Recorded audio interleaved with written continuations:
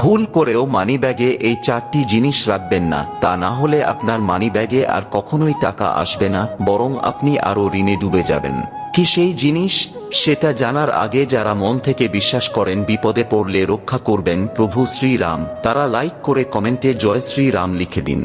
Number 1, কিছু মানুষ আছে যারা কেনাকাটা করার পর পুরনো বিল তাদের মানিব্যাগেই রেখে দেয়, তবে জেনে নিন এতে মা লক্ষ্মী খুবই অপমানিত বোধ করেন, ফলে আপনার জীবনে আর্থিক কষ্ট নামতে পারে।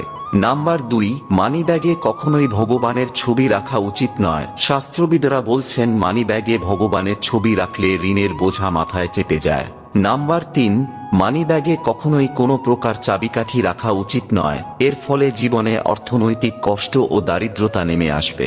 এবং নাম্বার 4, মানিব্যাগে ভুলেও কখনো আপনার স্বর্গীয় আত্মীয় স্বজনদের ছবি রাখবেন না, কারণ বাস্তুশাস্ত্র মতে এই কাজ খুবই অশুভ বলে মনে করা হয়।